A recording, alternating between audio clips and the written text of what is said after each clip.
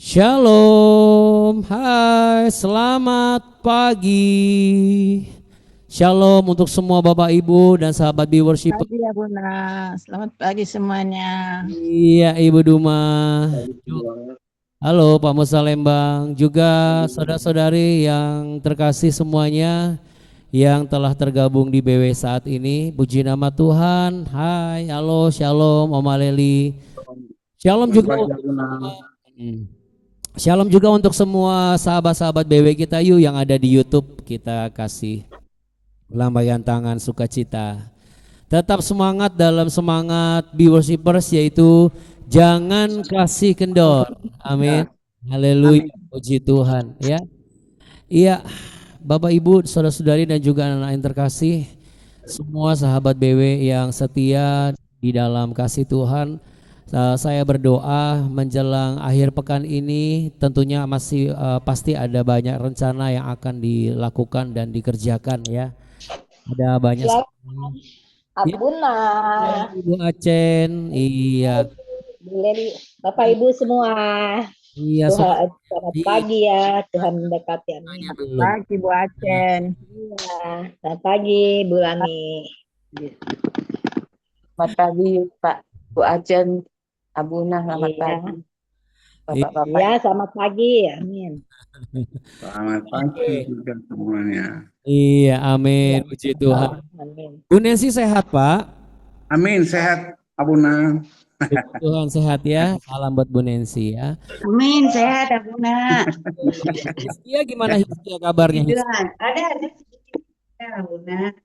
Iya, Hiskia gimana kabarnya Hiskia, Pak? Selamat pagi ya Buna, Sehat. selamat pagi Bapak Ibu semua. Puji Tuhan, sehat. Pagi Pak Mardani. Selamat pagi, Le. Pagi Lai, pagi Nang Duma, pagi Bapak Ibu semua. Oma Leli. Puji Tuhan ya. Haleluya. Iya, saudara, Bapak Ibu sekalian terkasih, kita bersyukur kita masih dikasih kesempatan untuk bernafas ya. Di usia muda, di usia tua kita,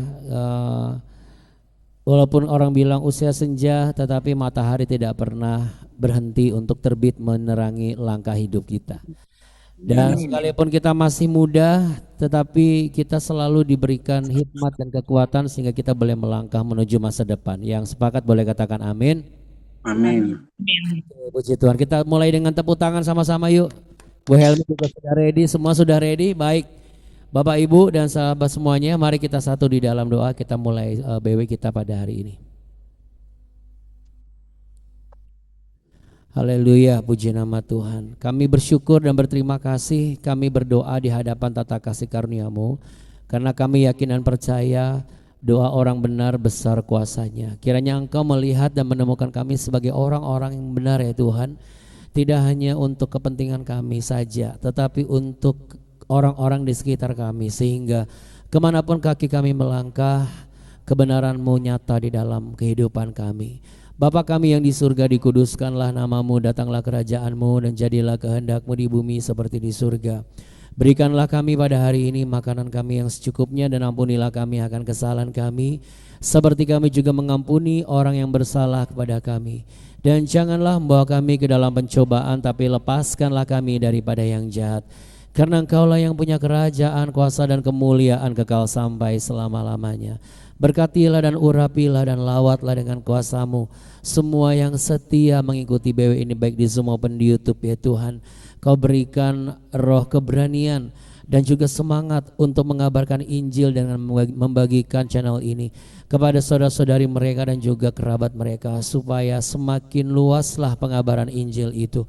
Dan apapun keadaan mereka, hamba berdoa, yang sakit Tuhan sembuhkan, yang lemah Tuhan kuatkan, yang berbeban berat Tuhan berikan kelegaan, agar segala perkara dapat mereka tanggung di dalam Kristus yang menjadi kekuatan dan sandaran hidup mereka. Dan terimalah doa pujian penyembahan kami hanya bagi-Mu ya Bapa. Dalam nama Tuhan Yesus kami siap memuji Engkau. Haleluya. Mari sama-sama katakan amin di tempat kita masing-masing. Ya, puji nama Tuhan. Saudara, kita mau naikkan syukur dan pujian kepada Tuhan Yesus Kristus. Kiranya pujian ini benar-benar membangkitkan semangat kita dan membuat kita semakin dekat dengan Tuhan.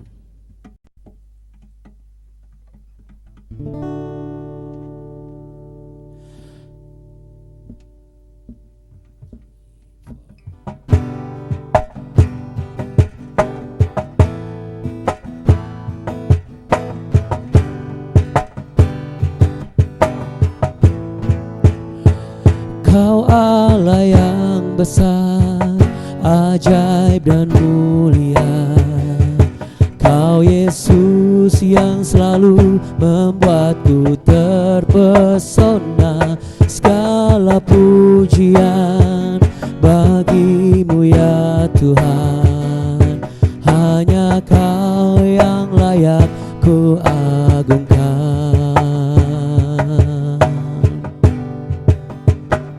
Yesus Tuhan, Kau layak dipuji, ditinggikan atas seluruh bumi. Ajaib kuasa-Mu ya Allahku, ku kagum hormat padamu.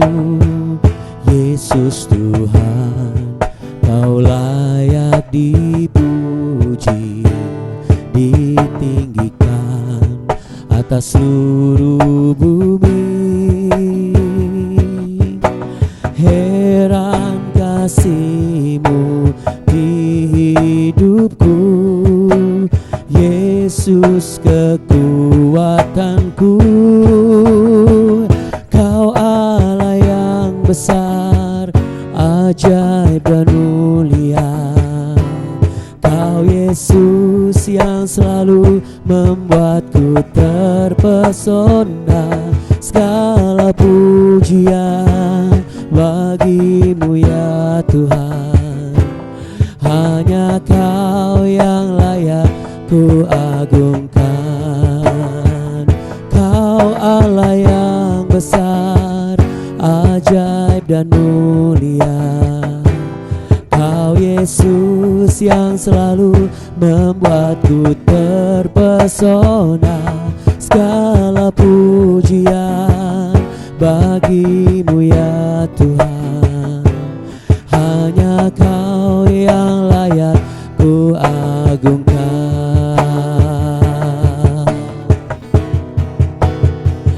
Kau Allah yang besar, ajaib dan mulia. Kau Yesus yang selalu membuatku terpesona. Segala pujian bagimu ya Tuhan. Hanya Kau yang layak ku agungkan. Hanya Kau yang layak ku agungkan. Hanya Kau yang layak ku agungkan. Oh, haleluya.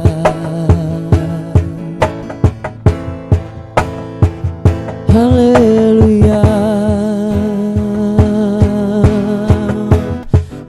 Haleluya Tuhan. Segala puji kemuliaan hanya bagi Tuhan Yesus kita. Amin. Haleluya. Terima kasih Alden sudah bantu pelayanan pagi hari ini. Diberkatilah engkau. Puji nama Tuhan Bapak Ibu dan sahabat BW terkasih. Di hari ini kita akan masuk ke bagian yang memang masih nyambung dengan apa yang kita bahas kemarin ya. Jadi di bagian ini kita belajar bagaimana kita memiliki pemahaman akan sebuah rasa yang memang bisa terjadi dalam kehidupan kita. Ya, saya tidak akan mengulang lagi karena kemarin sudah dibahas. Kalau Anda yang masih belum sempat, jangan lupa untuk menyaksikan BW episode kemarin. Nah, untuk melengkapi, kita akan masuk ke ayat berikutnya, saudara. Ya, kemarin kan saya katakan bahwa kita ini karena sudah baca kitab sucinya, sudah baca ceritanya terlebih dahulu, ya bukan cerita tetapi kisah nyata tentang Ayub terlebih dahulu, makanya kita bisa langsung menilai kok Ayub kayak begini sih gitu ya. Padahal di sisi lain kalau kita belum baca di posisi Ayub bisa saja itu terjadi ya. Jadi ketika itu terjadi bukanlah sebuah kesalahan, akan tetapi akan menjadi sebuah kekeliruan jikalau kita tidak langsung cut itu, tidak langsung putuskan itu. Kenapa saya mengajarkan apa adanya? Supaya kita ini benar-benar matang dalam kedewasaan rohani kita. Benar-benar kita bisa memahami dan kita tahu mana batas di mana kita mengeluarkan keluh kesah, lalu kemudian kita memikirkan konsep Allah itu seperti apa, sambil menerima kenyataan hidup kita yang harus kita jalani. Ya, sekali lagi perasaan bisa berubah, tetapi firman Tuhan tak pernah berubah. Perasaan, pikiran bisa berubah, tetapi konsep kerajaan Allah tak pernah berubah, ya, untuk menjadikan kita lebih dari pemenang. Nah, untuk itu saudara, tidak ada yang namanya seorang juara itu bisa mengalahkan bahkan musuh bebuyutannya sebelum dia juga mengecap yang namanya rasa kekalahan. Nah, terkadang pergumulan atau masalah atau situasi yang tidak menyenangkan itu seperti mengalahkan kita. Uang tidak ada itu seperti mengalahkan kita. Lalu kemudian tidak ada pertolongan dan bantuan itu seperti mengalahkan kita. Tapi hari ini saya mau katakan sekali lagi, Anda tidak pernah sendirian. Lalu yang kedua, perasaan kalah itu adalah perasaan yang ambigu, yang di satu sisi. Tapi sisi lain toh orang tidak tahu kita sekalah apa. Artinya mari kita bijak dalam memilih di mana kita akan mengambil posisi untuk bersandar, namun tidak lepas dari kebenaran Tuhan. Supaya apa? Supaya seperti saya contohkan kemarin, pada saat kita merasa kalah atau salah atau sesak, itu kan perasaan di satu posisi kita. Tapi di posisi yang lain orang yang nggak tahu mungkin hanya melihat, oh ini kayak nggak kayak biasanya gitu, dan itu hal yang biasa gitu. Jadi ketika kita mendapatkan pergumulan yang berat, kita harus berdiri di posisi yang mana? Di posisi orang lain melihat aja, itu hal yang biasa, tidak kelihatan sesuatu yang berat gitu kan. Nah, di ayat 21 sampai di ayat 22 sampai 24 maksud saya, kita akan melihat dan belajar diingatkan bahwa kalau kita itu tidak memutuskan rasa kesesakan dan penganiayaan itu dengan cepat, ya, dengan cara, maksudnya apa? Menerima itu lalu kemudian kita serahkan kepada Tuhan. Ya. Seringkali kan kita seperti apa yang Ayub katakan. Mari kita baca di ayat berikutnya.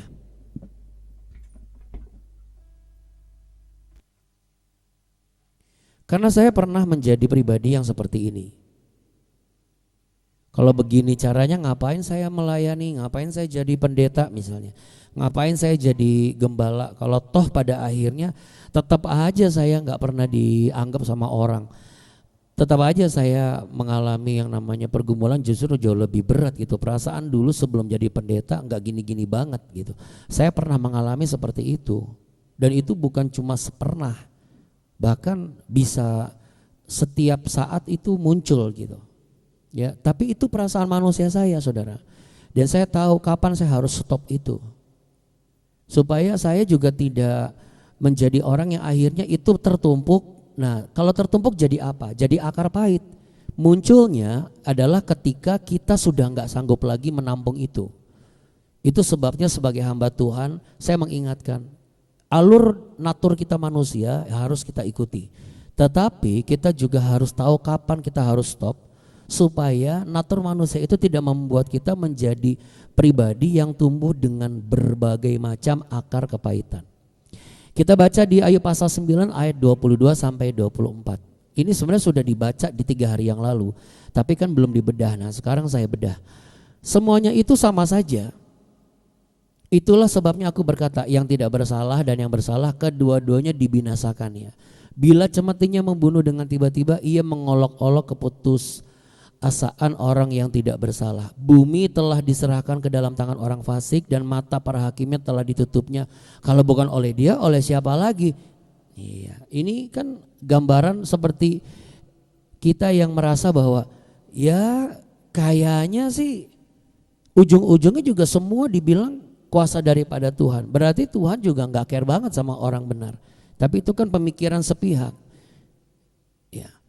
Ini adalah kegelapan pemikiran seorang manusia, di mana seseorang yang benar merasa dengan orang yang tidak benar itu sama aja. Betul betul sama saja pada akhirnya akan meninggal, tetapi kan endingnya nggak sama. Ketika orang tidak benar, endingnya bangkit dalam kematian yang kekal. Kalau orang benar, bangkit dalam kehidupan yang kekal. Nah, di sini saya mau mengingatkan ya. Jadi inilah pandangan Ayub yang sedang bergumul sama dengan pandangan saudara yang mungkin selama ini sedang bergumul atau bahkan nanti atau besok saudara akan mengalami pergumulan dan akhirnya muncul pemikiran seperti ini. Ah udahlah, gak usah rajin-rajin banget ke gereja. Toh gak rajin sama aja pergumulannya. Beda saudara. Saya katakan beda ya. Ketika muncul pemikiran itu oke, tetapi kita harus cut itu. Enggak, ini beda. Karena apa? Karena kita memegang janji yang tidak pernah berubah. Ya. Pandangan Ayub sedang bergumul, ini bukanlah pandangan atau kesimpulan akhir dari kitab Ayub. Ya. Nanti kita akan ketahui seperti apa. Naik turunnya fluktuasi kehidupan Ayub itu sama seperti kehidupan kita manusia. Nah, saudara, di sini ada satu kata orang fasik, ya. Dalam bahasa Ibrani disebut rasya. Rasya ini adalah orang fasik atau orang yang hidup melawan kehendak Tuhan atau disebut sebagai pemberontak. Ya, sekali lagi kalau kita tidak hati-hati, kita cuma baca Alkitab begitu doang, lalu kita akan ngomong begini, ini kayaknya Ayub lagi memutarbalikkan fakta dan pelintat-pelintut nih. Dulu waktu saya belum memahami kebenaran firman Tuhan dan belum belajar, saya hanya skip nih tulisan-tulisan yang menurut saya adalah kok jadi menggoyahkan iman saya. Benar juga nih, kayak kadang-kadang hidup saya kayak begini juga gitu. Akan tetapi saudara, setiap apa yang tertulis dalam kitab suci itu wajib untuk kita pahami, gak boleh dilewat. Ya, itu sebabnya gunanya BW ini. Saya berharap BW ini bisa membuka pemahaman Bapak Ibu dan saudara-saudari semua. Ketika kita mengungkapkan pergumulan, inilah yang terjadi. Dan memang saat hati terluka ya seperti itu. Semuanya akan menjadi gelap, semuanya akan menjadi tidak baik. Jadi kalau Anda hari ini ketemu sama orang yang terluka, atau Anda sudah hidup bertahun-tahun dan semuanya sebab skeptis, sebab pesimis, itu tandanya apa? Orang itu sedang terluka, orang itu masih terluka dan dia tidak pernah membereskan itu. Saran saya, Anda harus jadi penengah atau jadi penggagas untuk dia boleh mengalami pemulihan. Karena kalau tidak, hidupnya akan terus-menerus dalam lingkaran pesimisme. Semuanya serba logika, semuanya serba nalar manusia. Kenapa? Karena kekecewaan, kesesakan dan penganiayaan yang sebenarnya itu bisa jadi variasi hidup untuk mendewasakan kita, tidak dia putuskan, tidak dia patahkan, tapi dia biarkan saja. Dan itu kayak merambat, akarnya menjalar dan itu mempengaruhi seluruh bagian dari kehidupan rohani kita. Kesimpulannya apa? Supaya kita tidak menjadi orang Kristen yang menjadikan penderitaan itu sebagai kacamata untuk melihat Tuhan. Artinya apa? Kalau enggak menderita, saya melihat Tuhan nih. Tapi kalau menderita, Tuhan itu enggak ada. Jadi kacamata kita apa? Ya firman Tuhan. Ini di sini. Mari kita buka Mazmur 73.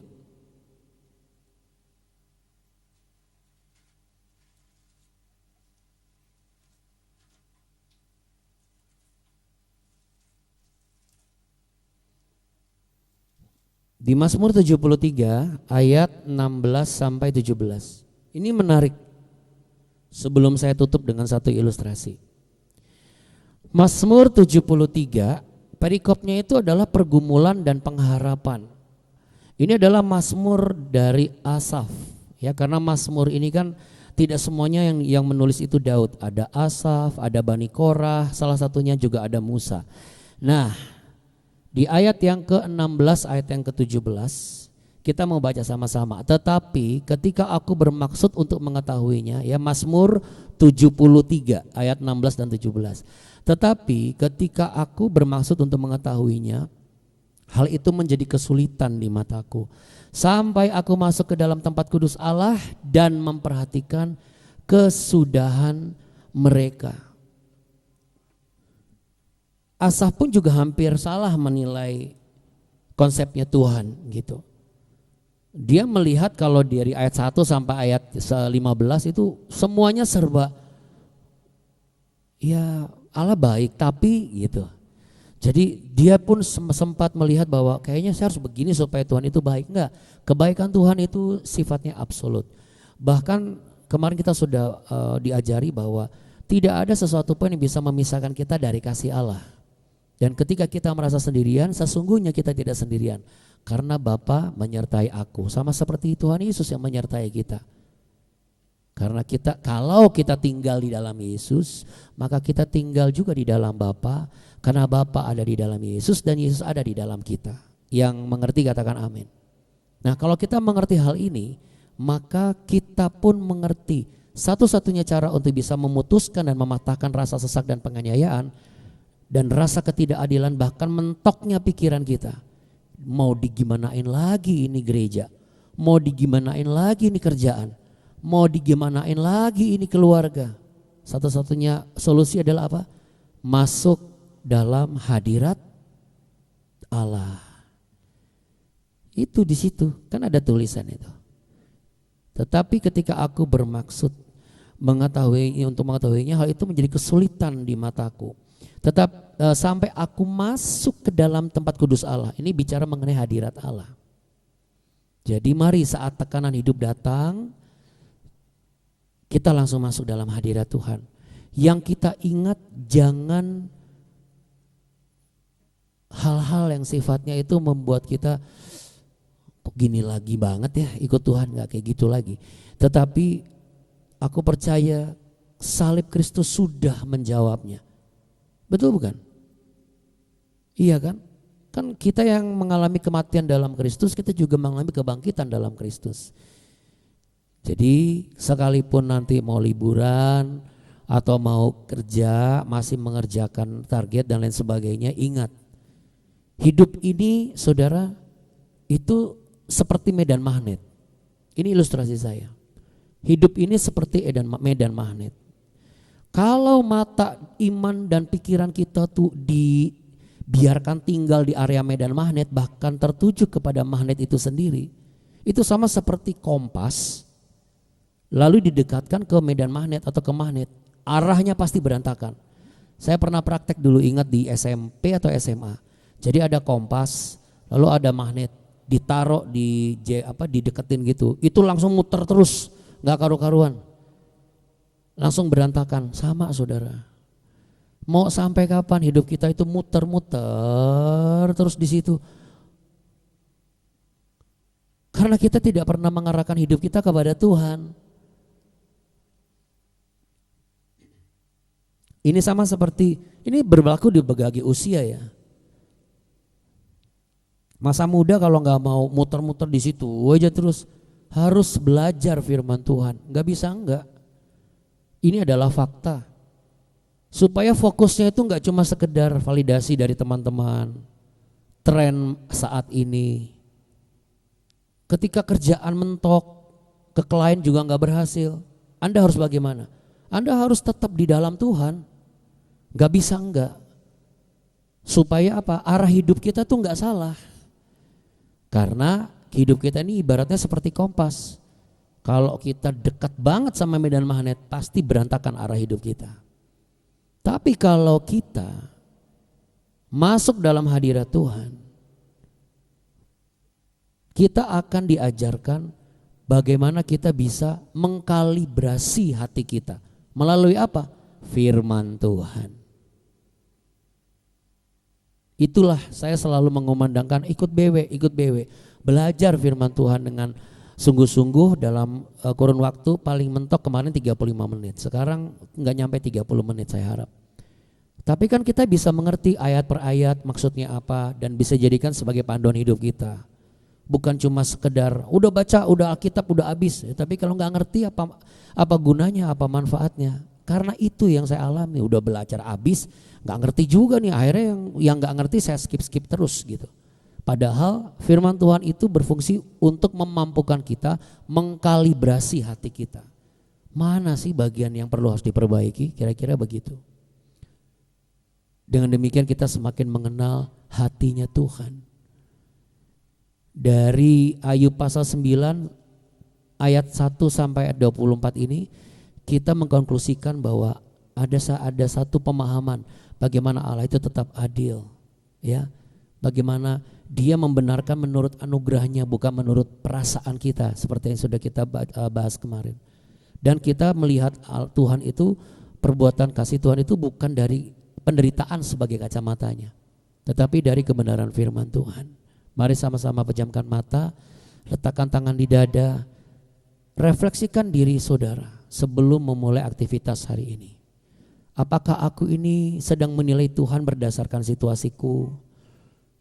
Apakah aku sampai hari ini selalu membiarkan perasaan ini mengalahkan imanku yang sebenarnya sudah teguh? Dan apakah aku masih percaya bahwa sesungguhnya ada kasih Tuhan Yesus yang tetap sama, dulu, sekarang, bahkan sampai selama-lamanya, sekalipun keadaanku belum berubah? Biarlah setiap saudara memegang teguh pengajaran hari ini. Dan mari kita berdoa. Hari ini sebelum kami mendoakan, dari pokok doa, hamba berdoa. Inilah orang-orang yang mau terus memilih untuk mengukur kasih Tuhan bukan dari keadaan yang sedang mereka lihat. Inilah umat-Mu ya Tuhan yang akan melihat kasih Tuhan hanya dari kebenaran kuasa salib Kristus. Mengkalibrasi semua isi hati itu hanya dengan kebenaran firman Tuhan dan bukan dari asumsi ataupun pikiran manusia. Dalam nama Tuhan Yesus Kristus, apapun yang sedang dihadapi hari-hari ini, biarlah umat-Mu percaya Engkau tetap Allah yang menyertai, Bapa yang menyertai. Terima kasih ya Bapa yang penuh kasih. Ampunilah jika selama ini lebih mudah menilai kasih-Mu hanya dari keadaan daripada kebenaran firman-Mu. Hamba berdoa, teguhkanlah hati setiap kami untuk menjalani pekerjaan, pelayanan, studi, usaha, bahkan liburan bersama keluarga dengan kebenaran firman dan juga iman yang teguh, agar mata kami hanya tertuju kepadamu.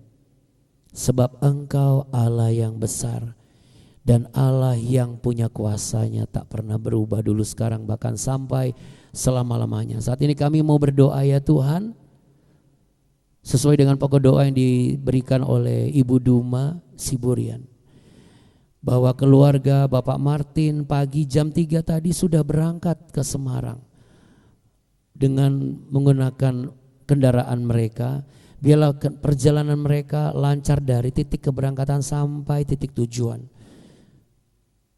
Apapun yang mereka lalui bersama dengan Tuhan, sehingga setiap rencana bersama keluarga berjalan dengan penuh sukacita.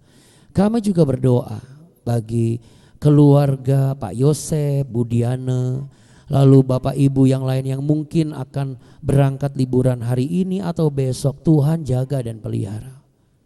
Tuhan sertai mereka. Biarlah Tuhan selalu mengasihi mereka. Dan biarlah Tuhan juga menyempurnakan masa liburan mereka bersama dengan anak-anak mereka. Dan kami semua yang ada saat ini, kami percaya bahwa sukacita Tuhan tetap ada, sekalipun mungkin ada yang belum sempat liburan, tak masih banyak pekerjaan. Hamba berkatakan mereka memahami bahwa Tuhan Engkau juga setia menyertai mereka. Engkau akan membuka kesempatan untuk mereka boleh merasakan suasana liburan dengan cara yang berbeda. Karena hamba percaya berkat-berkat-Mu tak pernah libur untuk Kau curahkan. Engkau tak pernah meliburkan pertolongan-Mu atas kami.